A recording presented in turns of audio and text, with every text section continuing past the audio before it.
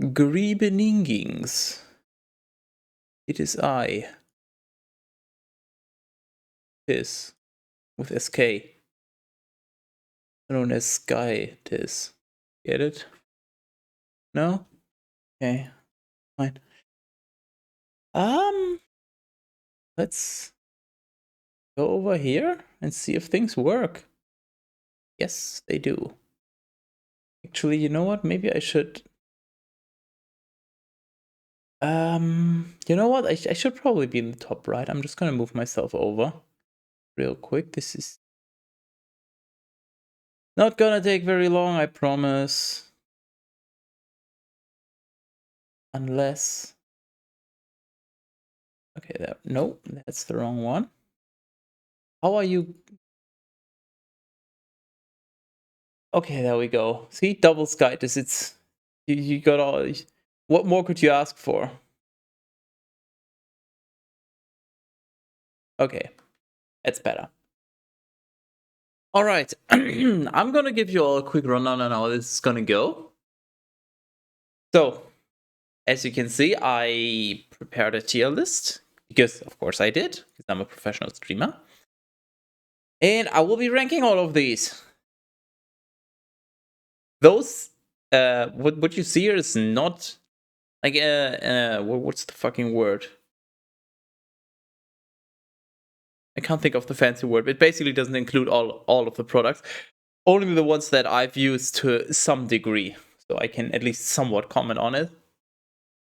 And I'm gonna have the chat overlay thing disabled, and I'm just gonna say this is gonna afterwards gonna be cut down into a YouTube video. So similar to how the Diablo Immortal review went, basically I will be not not interacting with chat too much while I'm doing things. So it's always going to be like going back and forth. So I will introduce a product.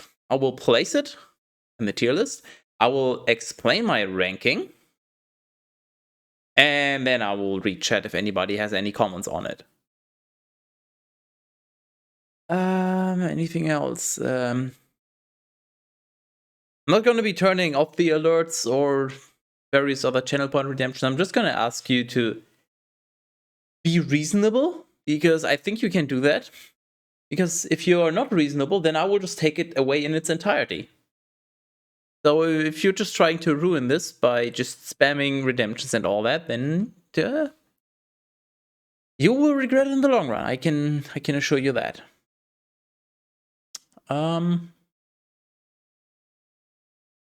think that's all I really needed to introduce. So basically, I will try to give a succinct introduction to this tier list, so that can be like the opening thingy of the YouTube video. Okay, so where are my notes? My notes are here. I should probably be looking at the camera. No, I'm just gonna whatever. This is gonna be unprofessional as hell anyway.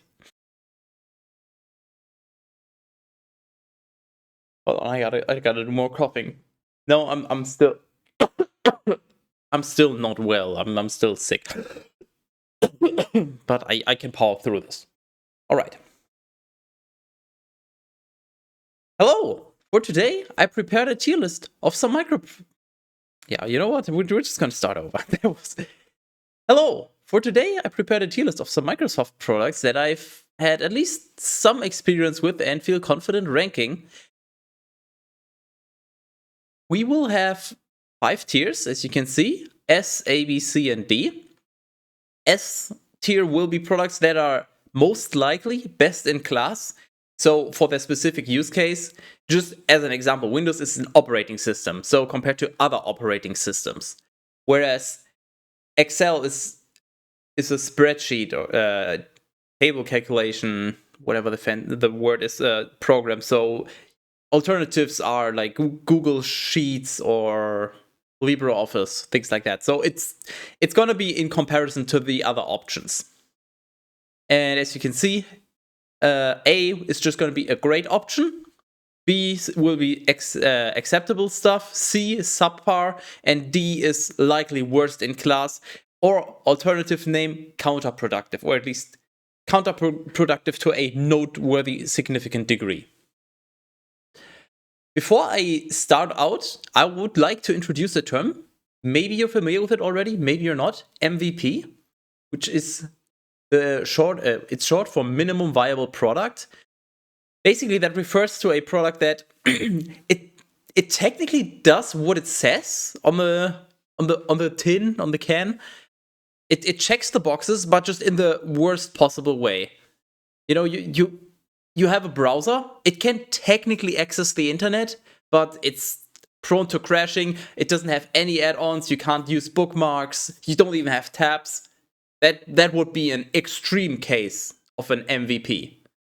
Because it's still a browser. You can do what it's supposed to do, browse the internet. It's just very bare bones and not a great experience. So with that out of the way, I think we can get right into it.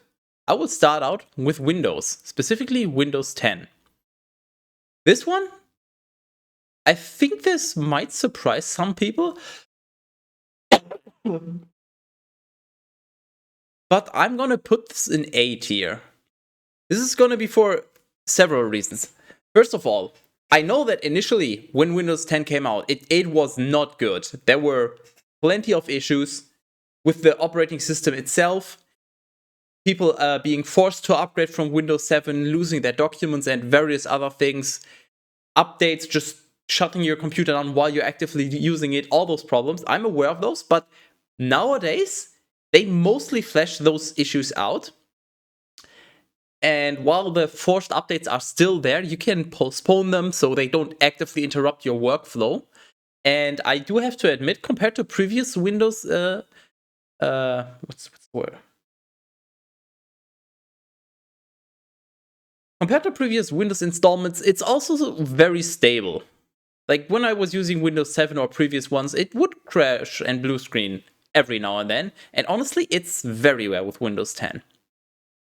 There's definitely regression in some of the settings, or many of the settings. In fact, the new settings app hides a lot of features, or it's basically just oversimplification.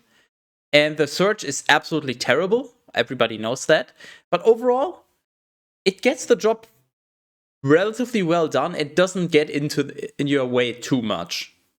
You can definitely make an argument that it could go into B. But just because of how widespread it is, and thus the support and available programs and everything, I think it makes it a quite good option.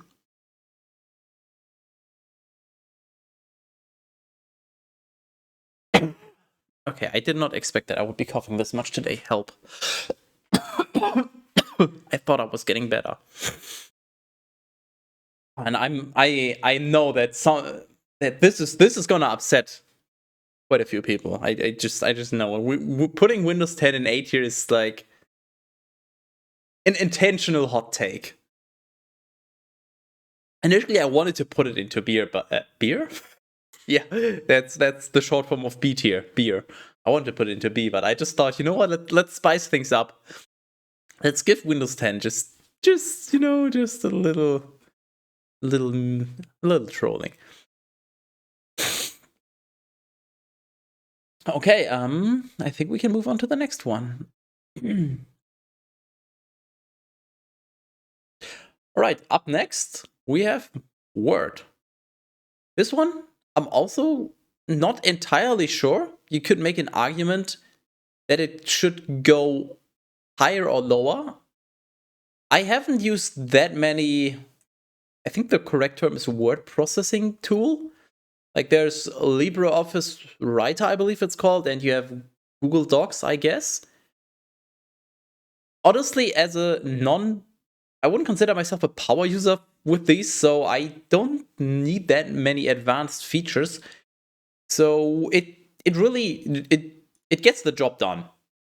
There are occasional weirdnesses where you try to apply formatting to only one paragraph and it will always just do like one extra line and just minor things, but overall it gets the job done. It might be best in class. I'm not entirely sure. I'm not confident enough to make such a statement.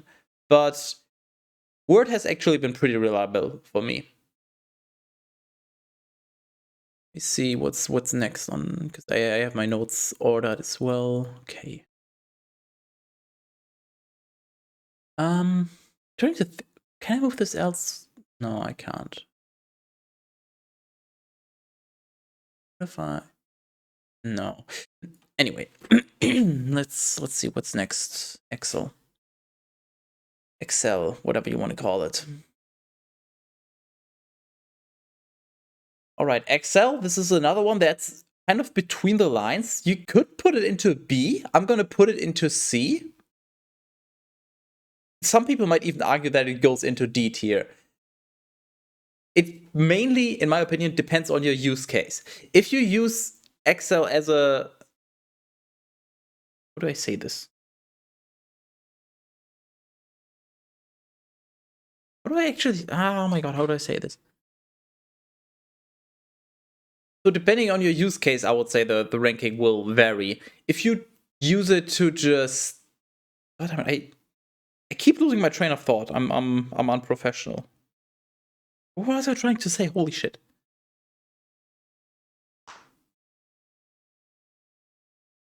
Depending on your use case, it might... Holy fuck. Depending on your use case, it might vary a little. So if you're just kind of passing data between humans, then Excel does a pretty good job for that, I would say. However, if you do anything more technical, Excel is bad or maybe even terrible and actively counterproductive.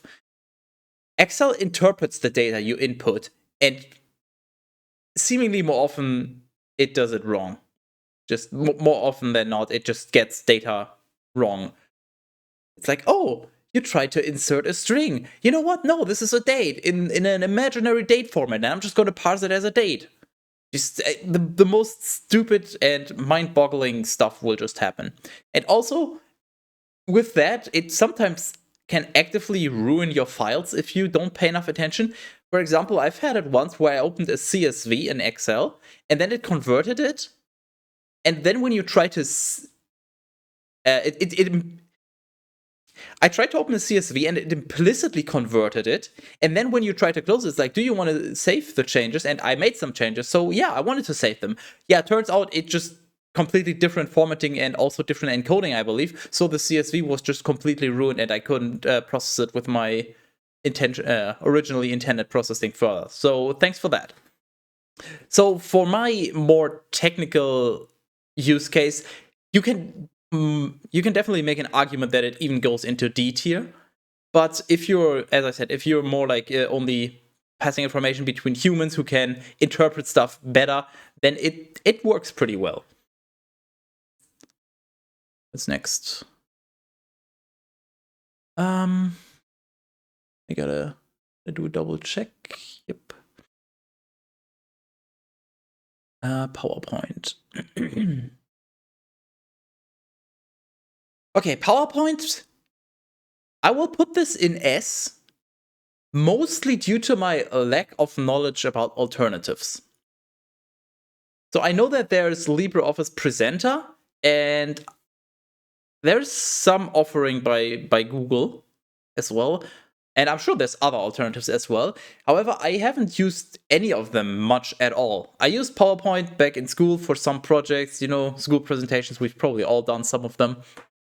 I've done them, and honestly, it does what it's supposed to. I haven't really had any serious gripes or problems with it, but there might be something truly amazing in comparison, and I just haven't seen it. But based on what I've experienced, I can put this in S. Maybe A, but as I said, I'm not really a power user in terms of PowerPoint or presentation stuff, so this may very well be a little too high up on the list. Oh boy, yeah, that one. Now we get to the good stuff.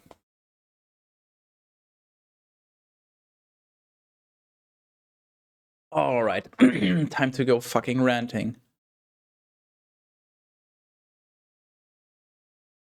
And up next, Outlook. This one, a little similar to Excel, but I will also put it in C. It is subpar. It could be worse in class, but I just think there's more bare bones email clients that are just even worse. But Outlook is pretty bad. So I will go over some of the gripes I've had over the years. First of all, if you mark an email as read by using a keyboard shortcut, which I believe is Control Q, if you mark them as read too quickly, and then you go to a different folder, it will unmark them. So basically, you mark the emails as read, just, oh yeah, we're done. You go to a different folder, it unmarks them, and then you're like, oh wait, new emails. You go to the folder, oh hey, it's the same emails already marked as read. Thanks! And I've had that problem for I don't know how long now. It's been persistent. They still haven't fixed it, at least in, I believe, it's Outlook 2019. But either way, that's just honestly a little pathetic. Another interesting problem that I've had, there's different types of folders. I don't know the exact technical difference, but I was once trying to apply some changes to a folder, change the layout and a few other things. And then I was trying to apply that exact layout to another folder, and it just wouldn't let me. But it would let me apply it to a third folder. And after I don't know how much searching, I found out, yeah, they're technically different folders. I don't even know what the difference is or how I managed to do that. The fix ultimately was to create a new folder of the correct type and then move everything over there. Which, of course, you had to do manually. There's no, like, convert this folder to the other type task or workflow or anything. You had to do all that manually. Fortunately, I only had to do it for like 6 or 7 folders, but still, like, really? Like, why can I not either apply the formatting and layout of one folder to all others or convert the folder type? I don't even know what the difference is. Like, it's just terrible user experience. But don't worry, eye contact, because this is so important. It gets worse. In fact, it is so bad, you could make an argument that it will go into D tier, because it is actively counterproductive. The calendar function of Outlook, mostly, I don't think there's anything too bad with it. It gets the job done. However, if somebody emails you an appointment, let's just say I get an appointment right now for in 2 hours. And there's a reminder 15 minutes before because, hey, I gotta make sure that I'm ready and it's not all of a sudden, oh yeah, right, the appointment and I'm in the middle of something. You know, reminders are a great thing. So somebody sends me an appointment for in 2 hours with a 15-minute reminder. It will get marked in my calendar, and I haven't, in this hypothetical, I haven't accepted it. It will be marked in my calendar, and 15 minutes before I will get a reminder. Okay, what's the problem, Skytis? Well, if I accept the appointment, it will be marked in my calendar without the reminder. No matter what the sender set as the reminder, it doesn't matter. It's just, nope, you don't get reminded. So literally, for every single appointment that I accept, I have to manually set the reminder again. Thanks, Outlook. Yeah, I've never missed an appointment because of that. What gave you that idea? Just, oh my god, is that terrible? But it's not all terrible, I will admit. Outlook has a handy feature where when you're writing an email, there's just a little drop-down menu, recent documents or recent files, something like that, and it will just have a list of your recently accessed documents. So if you just finished working on some Word document, you can super easily attach. You don't have to browse your system for it. You can just attach it like that with 2 clicks. That is definitely very convenient. Not so convenient is Outlook's internal address book. If you don't manually keep it yourself, if you don't maintain your address book, Outlook will sometimes copy the given names of other people's for addresses. I have one person. I don't keep my address book in Outlook because I'm lazy. I have one person where Outlook just decided this person will be displayed as their email address, and then in, what's the word? What are the fucking what are the parentheses called? The spiky ones, not the curly braces. What are they? Angle brackets. That's the word. Yeah, there we go. I have one person where Outlook just decided I'm gonna display this person as email, and then in angle brackets email, and then in parentheses email. Okay, yeah, that's useful information.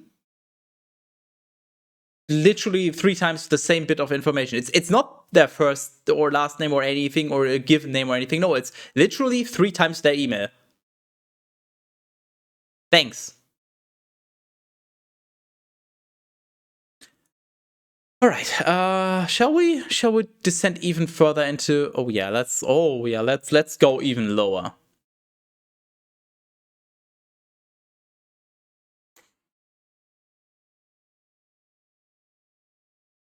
All right. Up next, Microsoft Teams. This one, before I place it anywhere, I will say, if we're talking about the initial version from like when did it come out? Over a year ago? If we're talking about that, I would unironically have added another 10 or more tiers and put it there, all the way down there. Like, this is like Z tier, or Z, depending on your preference. That's how bad it was when it came out. I'm gonna put it in D, but it is a little bit of a wash. It might be C tier. You can definitely make an argument that it's not as terrible. However, that software still has a lot of issues. Let me just go over a few that I experience with quite some regularity, as I have to use it for my work. First of all, once you're actually in a call with someone, it works pretty well, honestly. But getting there is not great. The first, and I don't know if it's the most egregious, but quite bad one. The online status of another person is completely unreliable. First of all, you have to actually hover over their name and wait for the mini profile to pop up and load, which is like, imagine you have to hover over something and then wait for the tooltip to appear. And then it actually updates the status. Otherwise, the person might as well be in a call for 5 or 10 minutes already, but they're still displayed as available to you. So you always have to do that. However, as I found out today, even that is not accurate. So thanks for that. Then another huge problem. You can only be in one team at once. So for those of you unaware, think of it like either Slack, where you have different Slack servers for different organizations, or Discord servers. And you can only be in one at any given time. You can join them and you can switch freely, but you will only be shown as online in one of them. I mean, I can understand if there was an option. Maybe you have different jobs and you use Teams, and then you have to switch, and you do 4 hours of work for one employer, and then you're working for the other one, and you don't want to be available for the first one. That makes sense. But in my use case, I am in different teams. Also, the name is just I'm not talking about the software teams. I'm talking about the concept inside the software, which is just confusing. But yeah, I'm in multiple different teams, but I can only be active in one at a time. So if somebody tries to reach me, they send me a message, and then I think like 10, 15 minutes later, you get an email that somebody tried to reach you. It's just literally just why? Just why? Fun fact, if you have that issue, there's a workaround. You can open the Teams app, software, program, whatever you want to call it, and you can also have Teams open in your browser. That is literally my workaround. I have 2 Teams instances running, one in the browser and one installed version. That allows you to be in 2 different teams at the same time. Also fun that it randomly locks you out of a team. Sometimes, when you try to switch to a different team, oh nope, you actually gotta log in again because the organization layout, UX, whatever you want to call it, is also just terrible. Your interface is basically grouped into 5 different pages. I think it's 5.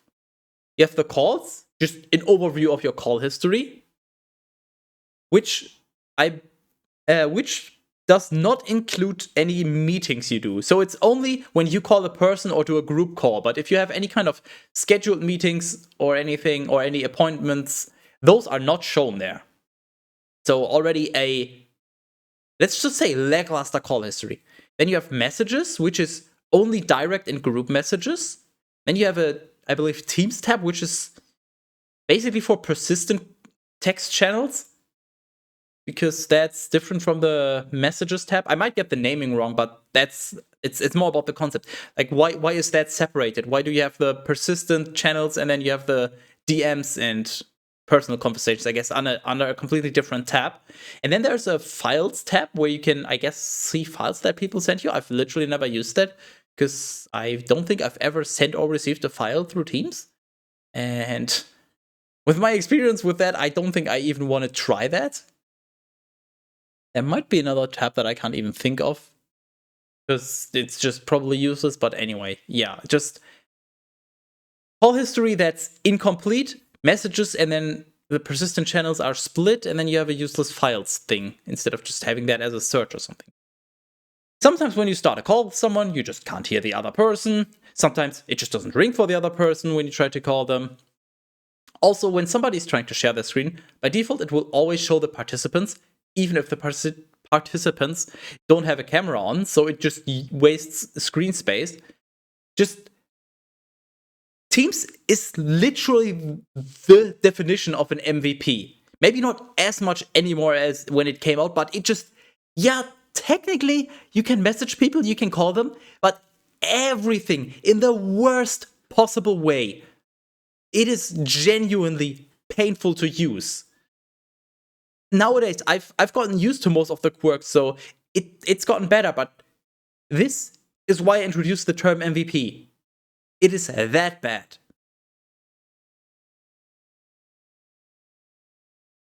Okay.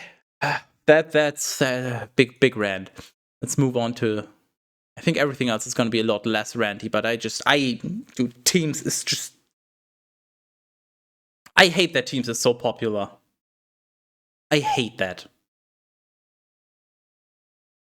What do we have next? OneDrive. Okay, OneDrive, Microsoft's cloud storage offering. I'm gonna put this into A, once again, mostly because I don't use these services much, so I don't have that much experience. The Windows app for OneDrive, the program, is quite bad, if not terrible. I've only used it a handful of times, but I've had things like you right-click, and then the context menu is behind the program window, so you literally can't click on anything. And that happened consistently. I don't even know what I did to fix it. And it's just designed in an unbelievably unintuitive way, at least to me personally. So I hated that. But in terms of actually storing the files and accessing them, it gets the job done. I'm sure there's better options, but it works quite well. And the Windows integration with it is also, I will admit, that works pretty damn well. You just have one folder, or you decide which folders in Windows you want synced, and it will just do that. So that's why I will give it an A.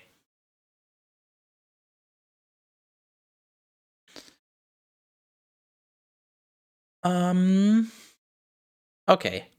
We have another big why. Just, why would you use Edge? I know exactly one use case for Edge. Exactly one. There's better alternatives. If you really want Chromium, there's Google Chrome. If you just want another more, I guess, data privacy friendly browser, there's Firefox. There's also probably some good reasons to use Opera or some lesser known browsers like Vivaldi and can't think of the other one. Anyway, yeah, it works. It's I'm not gonna call it an MVP, but it's like it's one level above MVP. It's not completely bare bones. It gets the job done, and it has a few extra features, but I don't understand. Like, Chrome basically does everything that Edge does, but better. And Microsoft had how many years now? over 2 decades, probably closer to 3, they've been developing a web browser. How is it still this mediocre?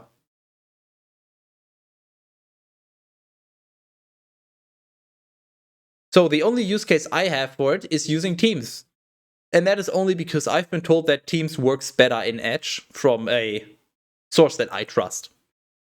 So I literally have Edge running so I can be in 2 teams at the same time. That's my only use case. And if, of course, Edge is not without its issues, but as I said, I don't use it much, so I haven't experienced that many of them. But there is one very annoying issue.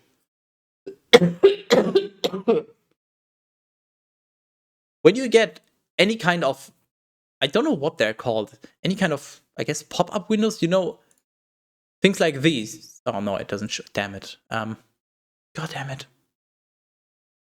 Don't. Yeah, okay, I can't show that. When you get a site asking for permission to access your microphone or whatever else to send notifications, these when these windows in your browser pop up, very often I just have them be almost entirely transparent and I can't even read the text on them. I tried to find a fix for it, and the fix entailed going to the changing a flag, which for those of you that don't know, you go to edge://flags, which is basically just advanced user stuff, and you change a flag of which you probably as a casual user have absolutely no idea what it does, and I will admit it fixed it. Mostly. Not even entirely. It still happens. I just get the notification pop up. Hey, a website wants to. I don't know what it wants because I can't fucking read it. Thanks. How is this browser still so terrible?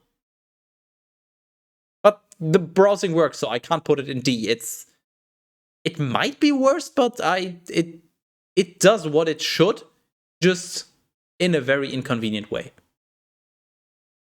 Hello, Even. Good evening. There you go. That's your 1 pun for the day. You missed the most juicy part. You missed when I talked about teams. But don't worry, there's still plenty more on our list.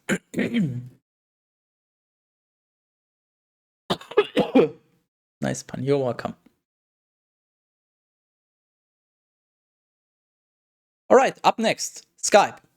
This one, once again, I would say is a little up for debate. I'm going to put it into C. You could maybe make an argument that it goes into B. Skype used to be the go-to messaging app, at least from my experience, but it's since been replaced by Discord, or I guess for a more professional use case, Teams. I mean, there's even Skype for Business, which is sort of like the predecessor of Teams, but I don't know what the difference between Skype and Skype for Business is. I know that they're different, but just a good job on that. Microsoft, totally not confusing. Anyway, yeah, it used to be, for its time, quite decent in, I don't know, like 2010, 2005 to 2010 maybe. But nowadays it's just, once again, just why? Why would you use it? As I mentioned, you can use Teams for Business, which is not a good experience, but hey, at least everybody uses it, so you can reach people, or use Slack, I guess, or various other options. Or if you just want something for personal use and non-business, there's obviously Discord, hugely popular nowadays. That is a much better experience with more features. I haven't used Skype properly in quite a while, and I will say whenever I do use it, which is, as I said, very rare and has been a while, but everything is just slow. Like, even clicking on a conversation with somebody, it just seemingly takes ages compared to the alternatives for messages to load. It's just a bad experience all around. But the main issue really is nobody uses it, and just they haven't really developed many new features from what I can tell. A lot of the new features in, let's say, Discord and the likes are, I would say, gimmicky, and I don't use them, but at least they're trying to innovate and make progress. Whereas with Skype, I just feel like it's still this 2010 Messenger. They've just been stagnant. It hasn't really gained anything new, which is probably why it's fading out of relevance, which is for the better, I will say.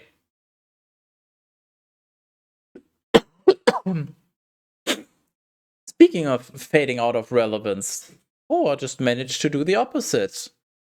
Hello. I don't know. I don't have a good pun for you. Screw you. You're too late. What's next? Okay. Up next, the Xbox 360 controller. I'll put this in B. I will say I haven't really played Xbox much in my life. Probably less than 20 hours in total. So this is just my experience with using it as a gamepad for Windows. Back when the Xbox 360 was still the current generation, I would say this would probably be maybe not a few tiers, but a tier or maybe even two higher. It definitely was good back then, but nowadays it's just there's better options. I will say though that it probably wouldn't have been an S back then, simply because it's not ideal. It's good, but I have some let me try again. It's good, but I've had some problems with it. The durability overall is decent. It's not like it actually broke. I think it still works, but I gave it to someone else, so I don't know. And I've used it for quite a few years. But the texture on the analog stick wears off over time, and that happened relatively quickly. So you just have the analog stick, and you don't really have grip on it, so it's a little awkward to use. And also the shoulder buttons, what are they called? The triggers. One of them got very squeaky after a year or two, which is just it doesn't affect the functionality. It's just annoying if you have this slight squeak every time you use it. But from what I've read, they're a lot more durable than the alternatives, so that's why it's still in B. It's acceptable, but it's not amazing, especially nowadays because there's better options.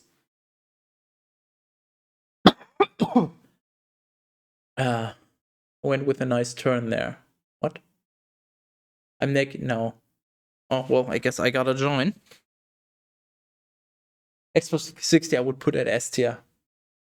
Too. Oh, damn it. Why am I not naked? No, not S tier. I may very well have been unlucky with my controller or controllers. I think I've had. Trying to think. Oh, I can't fucking remember. Yeah, maybe I just got unlucky, but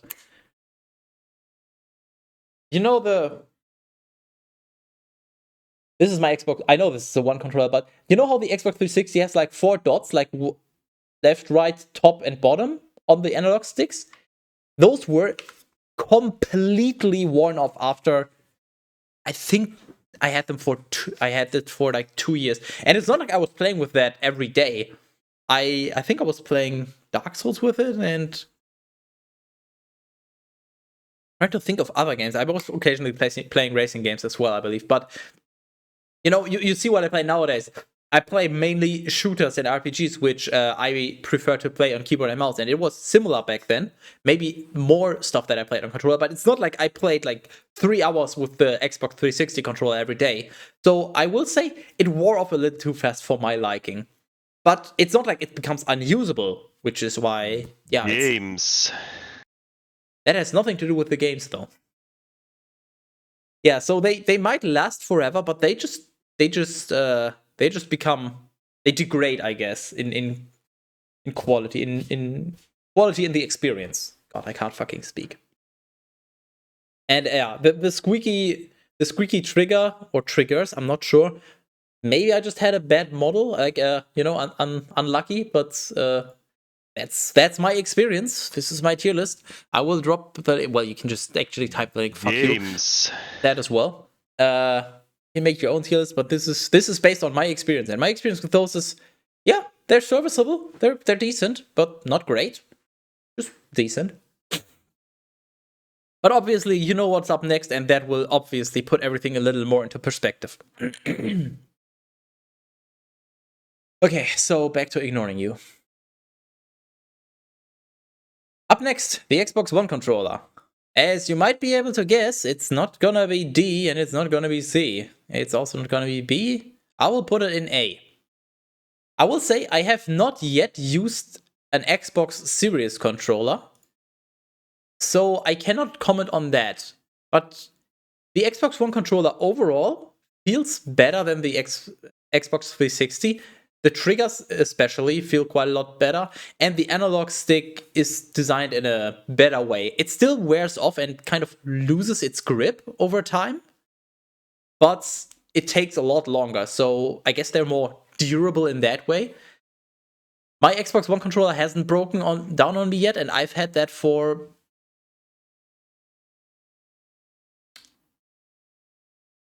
Huh, good question. My Xbox One controller hasn't broken down yet, and I've used that for more than 6 years. It's not like I use it every day. In fact, I rarely play things on controller these days, but it's still going.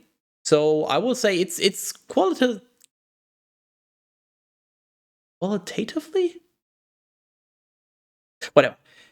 I will say quality wise, it's actually pretty decent. However, I am sure that there's better alternatives.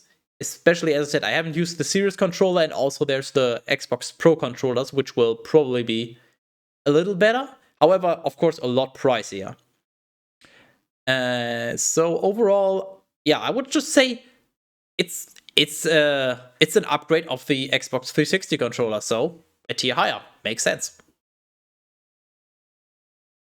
The Series is better, better durability than the previous generation, in my experience. All right, that's good to know. So if I ever end up buying a new one, I will buy the Series controller, because I was actually kind of thinking of that when the Xbox came out. I was like, if I buy a new controller, do I need that or want that? That's good to know. Yeah, because if it's anywhere near the improvement that Xbox 360 to Xbox One was, then getting a Series controller will be a no-brainer for me. Better durable, yeah, I read that. I like the Series. Feels smaller, but it is nice. Hello, Shadowcat. Um, no, I don't have a pun for you either. Screw you. I think I went through 3 One controllers. Well, but how much do you use them? You know, do you play on average, I don't know, let's say an hour a day? Because that would be a lot more than I play, so that would add up. I've had mine for 6 or so years. I will definitely say I could use a new one simply because of how worn down it is. Especially if you compare the two analog sticks, because the left analog stick is used a lot more than the right one. I don't think it will show on camera, but I'll try. Maybe you can tell. So you see how there's still some texture to it, and then you have the other one, and it's just, I know it's a little dusty because I've used it for a while. The other one just is almost completely flat. Like, there's very little grip on it. The only reason that you can still really, that you don't slide off, is that it's like indented. What's the word? Concave? I can never remember. I think concave is like dented inwards. But yeah, the sort of ring around it, that is completely worn off. But yeah, honestly, 6 years of usage, I've played hundreds of hours with it. I'm not gonna complain. It's pretty decent. I have 4 Xbox One controllers, and now all of them are one or two. Sloppy kinda. Interesting. Mine works still just fine. Maybe I'm lucky though. You know, it's always, maybe I just got the lucky one that just happens to last super long. Or maybe you're just super not careful with your stuff and you just break stuff. Who knows? Mine for 2 years now, still good. Will this be available to watch later? That is no, I'm not going to be rude. I'm just going to say yes. I'm not going to say what I think of that question. I will just say yes. I'm curious about some of your previous classifications. All right. All the VODs are available for 14 days on Twitch. Then they will be deleted because Twitch decided so. However, I export all of my VODs. And I've been doing that since September of 2020, I believe, to YouTube. So if you just go to YouTube and you search for Skytus VODs, or I guess I can just, you know what? We'll just Skytus VODs. Well, that's a familiar face. Who's this? 289 videos. Man, this guy's popping. Holy shit. Damn, what is this? 2020-09-70. Oh, wait. So this guy has timestamps, or rather dates, of when the streams happened in every single one of. Oh my god, yeah. Do you see this? Every single video has like a date in front of it, so you know when it was, because the upload date might differ, I guess. That's kind of cool. All right, let's click on a video. Yeah. So about, oh damn, what a nice guy. He even did timestamps. Look at this. He timestamped like the intro, so you can skip that. Like who he's playing, what he's playing, who is in voice chat, who he's playing against. Damn, this guy put in some work. Holy shit, maybe you should subscribe to him.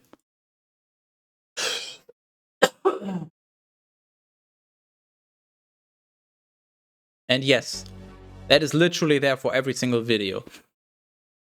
I've timestamped the intro, shows the game, and then if it's a mod or if I'm doing something unconventional like speedrunning and not just playing through, there's the breaks, the outro, and I don't know a VOD from the top of my head, but somewhere I also note down if other people are with me. I think in this one? No. I don't know. You'll find it. Like when Nagor makes an appearance for half an hour, that stuff will also be in the timestamps. Because I'm just that amazing.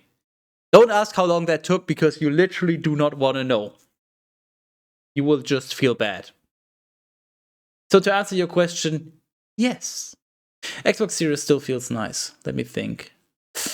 Ooh, that's gonna take a while. Yeah, you know what? You go ahead and think, and I'll get back to you in an hour when you're done. Wrecked.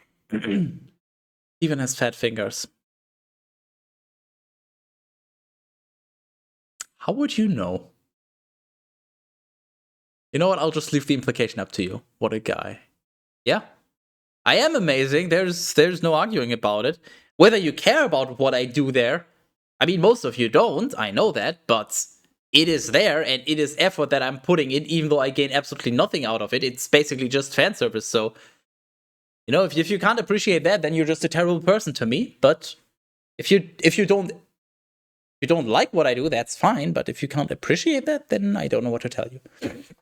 Voting you on SD when I do my next tier list. I don't know if that's good or not, because you haven't specified what tier list. Twitch streamers that I watch that I think are likely to commit felonies as Skytus. Anyways, guys will get beat here from me, which is pretty good. No, that's acceptable. But considering all the given circumstances and things that happened in the past, I would say that's quite terrible, and I am deeply disappointed. BT is for like me or Artosis, maybe. I don't know who Artosis is, but me? Well, it depends on how you define this entire scale. Is D the worst streamer that you still watch, or is D literally just a shit stream on Twitch? Because then any streamer that you watch with any regularity at all will automatically be at least A. Thus, me cannot be A. So it can only be a toss-up between S and A. But if you say this is just of the streamers that you watch, then, well, obviously somebody has to be at the bottom. Then, yeah, maybe me's stream is further down, depending on what you like. You know, do you value the gameplay? Do you value the games? The streamer talking, the streamer making bad puns, the technical setup, the inside, you know. That is obviously super subjective. I'll put you on the ATM. I don't forget the I don't forget. Yeah, I forget the exact wording, but I had some saying that goes along the lines of, any rating is useless unless you defile the scale before defile. Yeah, you defile the scale. Holy fuck! any rating is useless unless you define the scale up front, which I just did with some examples. What's a D? Is D the worst on Twitch? Is D the worst that you watch? That makes a big difference. So so it's like if I tell you, hey, a game is a 7 out of 10. You think that tells you something, but it literally doesn't. All right. Toa stream is C, but Toa's genitals are S. S as in small. I thought S as in S because the things that you do on the weekends with him. Anyways. All right. Strap yourselves in. Open your ears. This is going to be a fun one. If I can manage without dying. Because this is going to be a classic Skytus rant.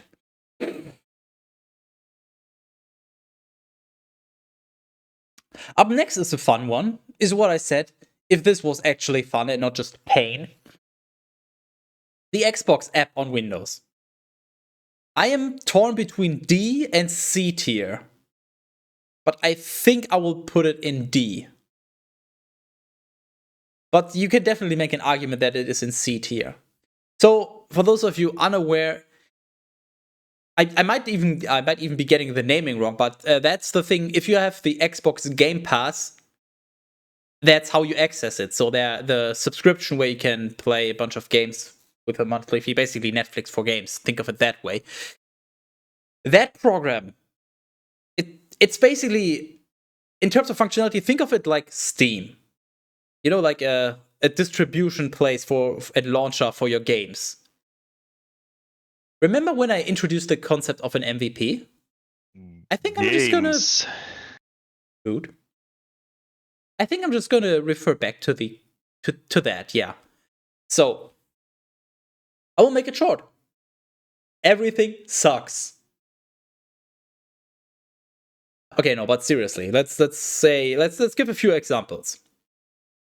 So first of all, you get no or very unhelpful error messages. An error message along the lines of something went wrong. Please try again. And then you try again and it would just not work until you look it up on the internet. You find out what the actual issue is.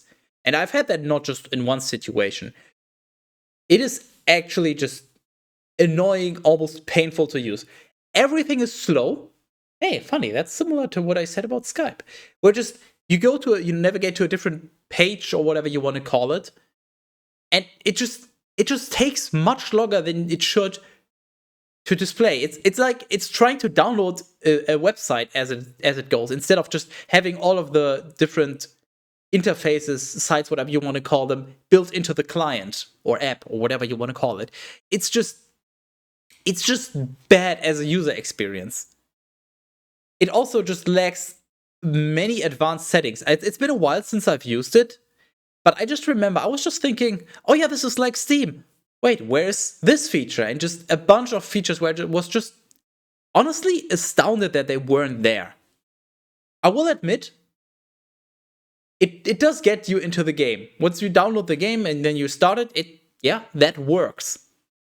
Which is the bare functionality that it should have. But everything past that is average at best, but mostly bad or terribly annoying. So you might make an argument that it's C. I don't know. I would say all of the competitors, I guess, that I can think of, Steam, GOG Galaxy, Uplay even, Origin, Battle.net, they're all better. Even Battle.net, and Battle.net is quite terrible. But, most of them are quite terrible, actually. That's a different story. If you want to know more, you gotta come to my stream, and I will ramble about that. So that's my placement for the Xbox app program, pile of garbage, whatever you want to call it. Anyone had any experience with that? I'm actually curious, because that's been my experience. Xbox app is garbage. Okay, you've used it. You've definitely fucking used it. For sure. Yep. It is horrible.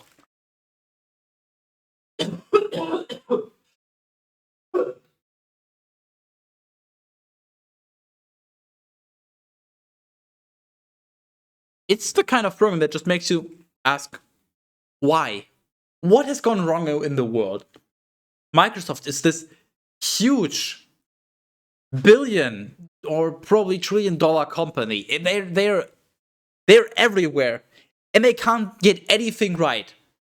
It's like they got their hands in everything, but nothing is like well done. Well, not nothing, but most things are not. Like they basically have a minimum viable product in anything software related, it seems. I can't comment on some of them, like Azure, for example. I'm not very well versed on cloud computing solutions, cloud storage stuff, and all that. So, but I won't be surprised if that's also terrible. Because you might think, oh yeah, at least the business side for Microsoft has to be good because business has high requirements, right?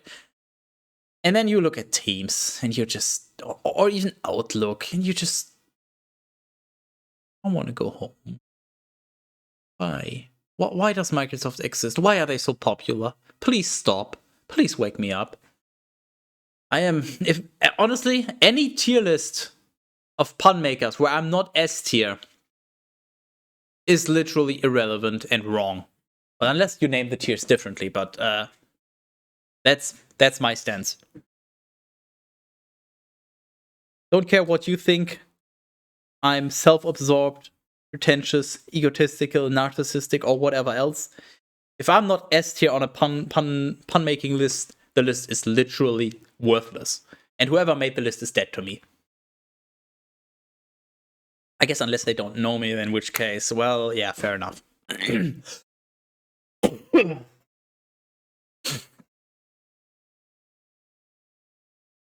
why don't you use PanOS?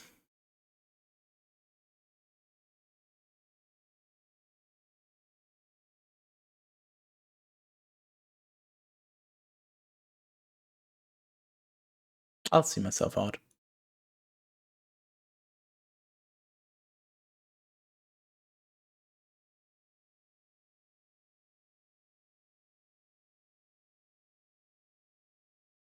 Is he gone? Can I come back?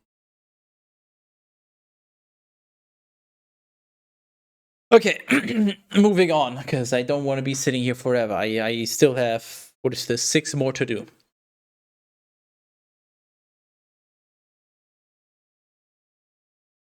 Up next, SQL Server, or also known as MS SQL.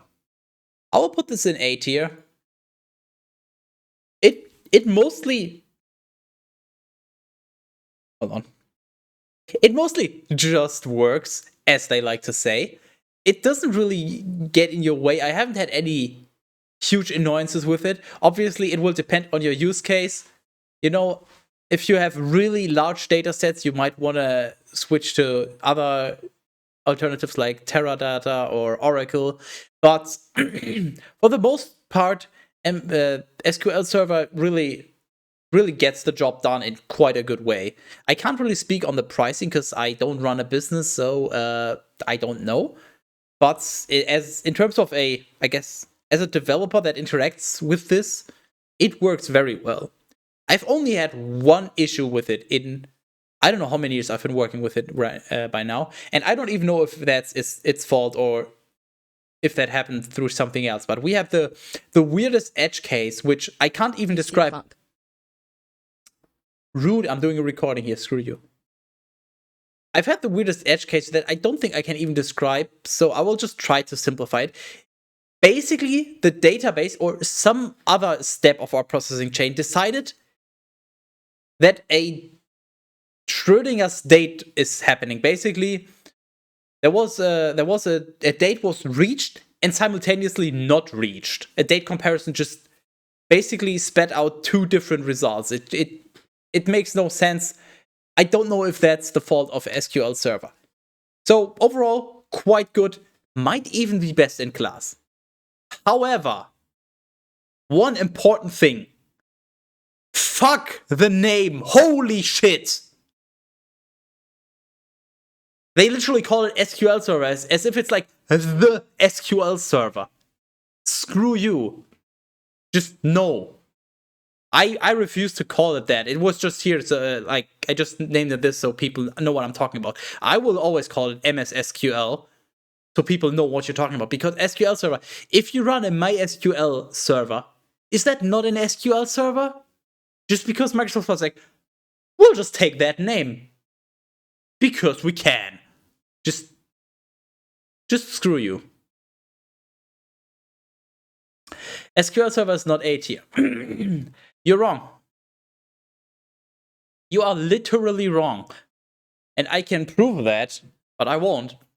But the evidence is there. If you were to go to the beginning of this stream and listen to my introduction, then you would understand that I'm rating this based on my experience. And based on my experience, it is quite good. So no, you're wrong. Get wrecked, nerd.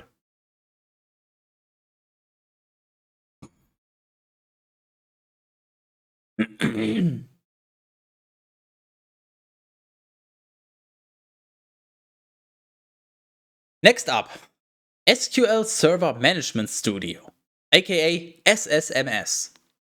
This one is a little bit of a toss-up. You can make an argument for S or A tier. Although there's not many alternatives in that space. Alternatives would just be software to interact with your SQLs. I said it again. Alternatives would be software to interact with your MS SQL database. There's a few like Squirrel or DBeaver, but SSMS works quite well. It has some great features like the execution plan, which shows you how an SQL is performed, which helps you understand why it might be slow. Also gives you an estimate for the performance, which is not always accurate, but hey, it's an estimate, and oftentimes it helps. And that just generally helps you optimize your SQL and figure out how you might change things up so it actually performs adequately. It shows you stuff like missing indexes, so where an index would have a huge impact if you were to create it. And it also has the activity monitor. For those of you unaware, think of it like Task Manager, but for the database. You see what's running, you also see recent expensive queries, so you can do some analysis, like, why is my query not coming back? Why is everything slow? You can actually do that. However, I mentioned there are alternatives. My favorite one, honestly, is DBeaver, which is very convenient to use, especially filtering for tables, which is something I need very frequently, is about... it takes 2 or 3 clicks less than in SSMS, so that is huge, but DBeaver lacks some MS SQL specific things that only SSMS can do. So I basically use both of them depending on what I'm trying to do. So I would probably put both of them in S tier, but this is about Microsoft products, and SSMS, from my experience, works really damn well. SQL Server Mix Guide is rock solid. Know you. Your memory is faulty.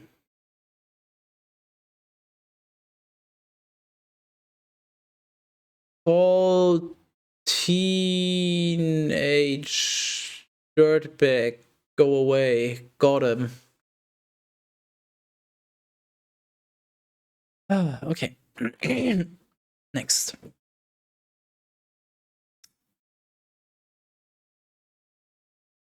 GitHub. GitHub, I will say I don't have much experience with it. I don't really use it. I don't use it at work. I mostly use it when I use open source stuff and want to download it.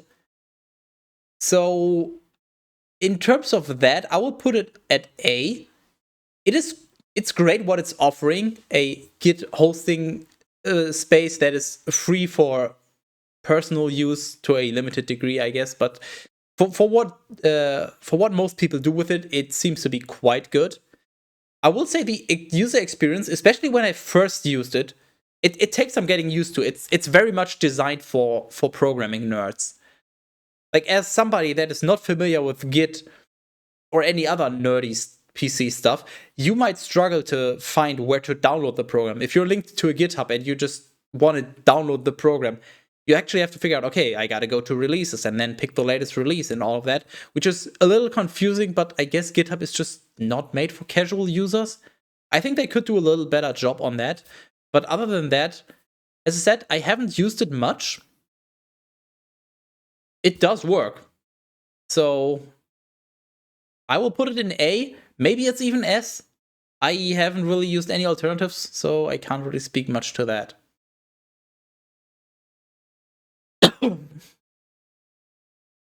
All right.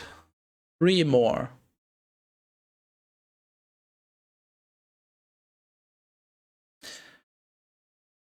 Last 3. Let's make this a short one. Visual Studio. I will put this in A. You might make an argument even for S. I haven't used this one too much either. I did a little bit of C# programming, and for that, it seems like a quite good IDE. I wasn't really missing any features coming from another IDE, so overall, it's pretty good. It might even be the best in class. I guess that also depends on which language you're trying to code in and what your certain preferences are and what you're trying to accomplish. But overall, it worked pretty damn well.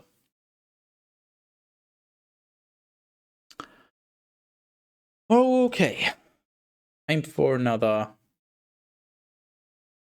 It's not really gonna be a hot take.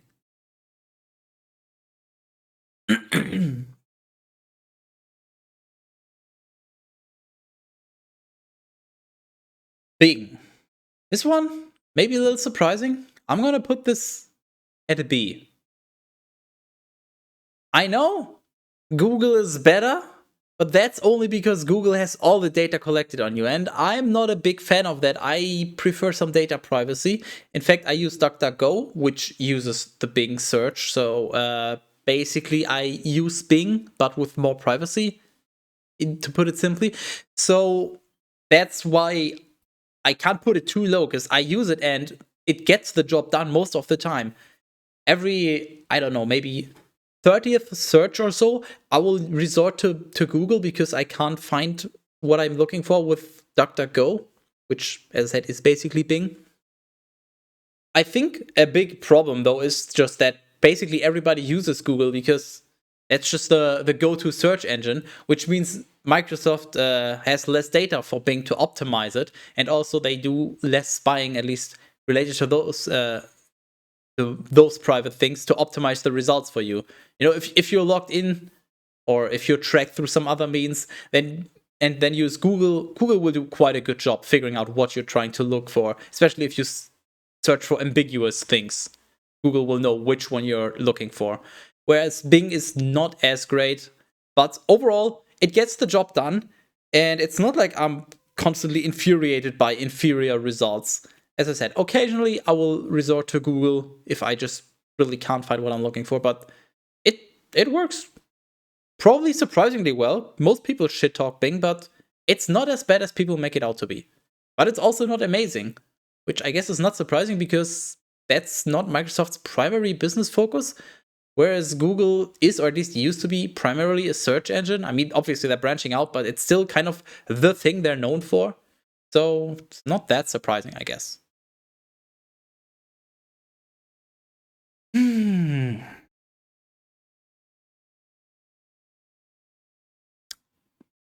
The last one is just, you know what? The last one is gonna be relatively short.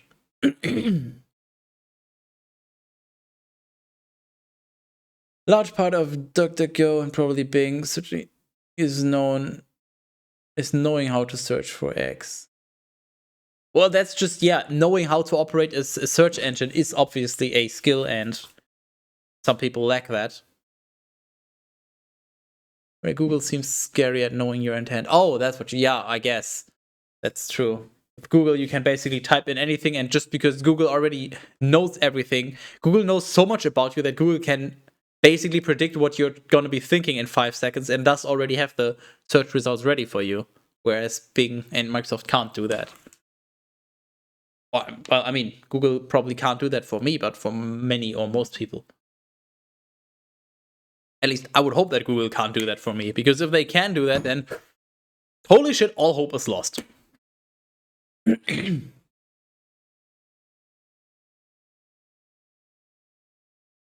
And last but not least, we have MSN, and I'm not talking about the messenger, I'm talking about the website, because I have actually never used the MSN messenger. And you might be like, last but not least? Yeah, Teams is least, obviously. I hate Teams. I hate it. But MSN, I'm not entirely sure where to put it. It's a C or a D, depending on how generous you're feeling. So considering that we have the Xbox app and Teams, I think I'm going to be generous and put it in C. So the MSN website, I don't really know. It seems to be the one-stop shop hub for various things. You have links to all various Microsoft products, you have some advertisements, and you have news stories. Just like kind of an all-in-one, supposed to be your homepage for your browser, I guess. It is, I hate it. I never used it. I don't want to use it. But it does come up occasionally. Whenever I end up on the site, I'm just confused. Like there's recent news, and the topics themselves and the quality of those news is, let's just say, debatable. But what annoys me even more is how they try to get you onto their site. I mean, obviously it's the what's the word?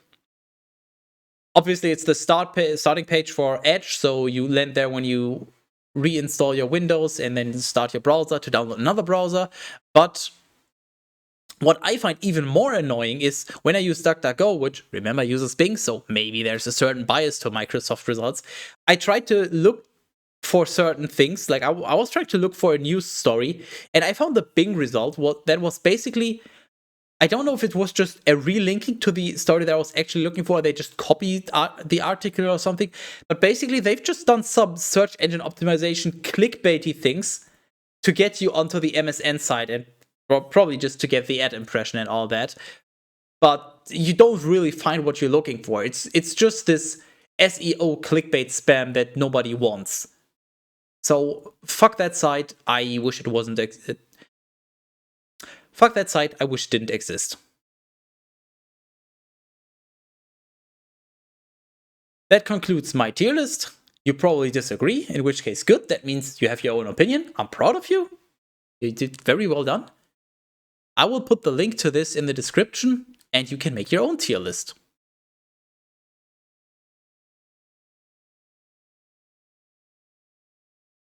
Alright, that concludes that.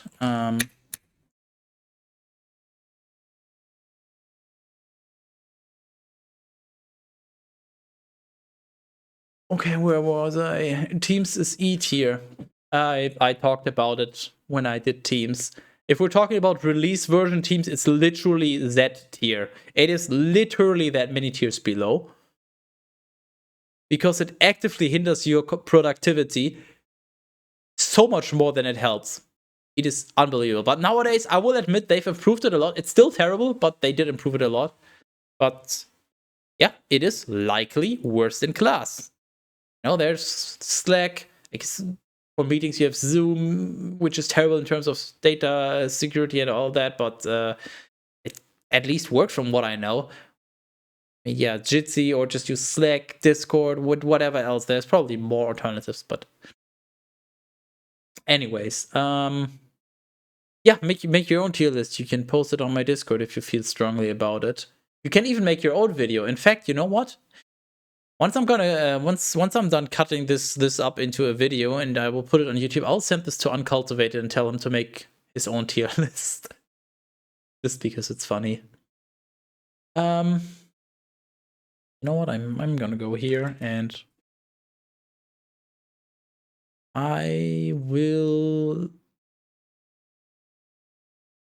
Okay, here's what we're gonna do. I'm gonna end the stream and I'm gonna do budget things. I'm feeling too coffee. So.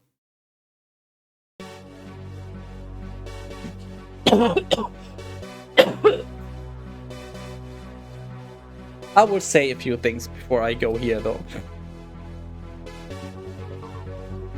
I just want you to be aware. I'm not asking you for anything. I just want you to be aware. I had to prepare that tier list. I took down notes and everything. I figured out what to put on the tier list. I didn't just come up with this on the fly. This is actually several hours of preparation work, so you better appreciate that. On an unrelated note, did you know that it is September? And even gifted subs are off now. 25%. But don't do it. It's a terrible, terrible value.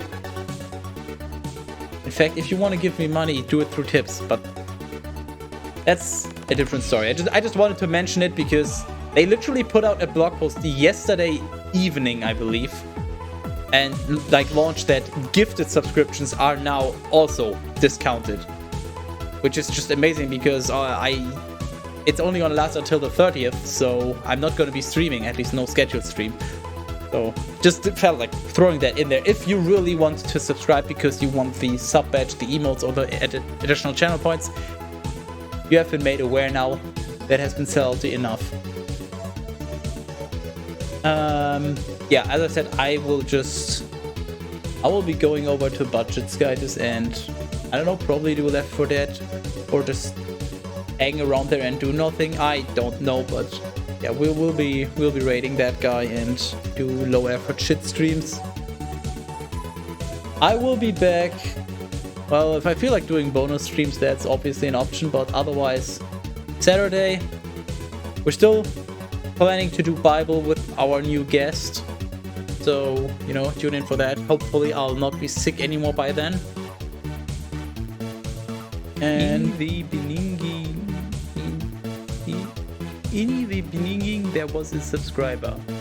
What did I say? Anonymous user gifted a tier 1 sub to Budget Guides. What did I say about terrible value? Just giving money to Twitch at this point. Anyway, thanks, I guess. Also, you're welcome. And yeah, I don't really have anything else to say. See you on the Discord. Post your tier lists or don't, whatever. The edited down version will appear on YouTube at some point. As I mentioned, VODs are all exported. You know, if you just want to go back and watch old VODs, they are there. Nobody's stopping you. You can catch up on so much Sky. In fact, no, you can't catch up because your time is limited. But you could theoretically catch up on so much Sky just that you would literally lose your mind. We're rating Budget Guides. He's like he's a casual streamer from Germany. He doesn't really talk much. Only if there's other people actually talking in chat. He mostly seems to be doing Left 4 Dead 2 speedruns. He's also been playing some Demon Crawl lately. I don't know, he seems to be taking this very casually. So hey, if you're interested in that, you know, go over there, say hi to him or don't. And I will see you on the next stream.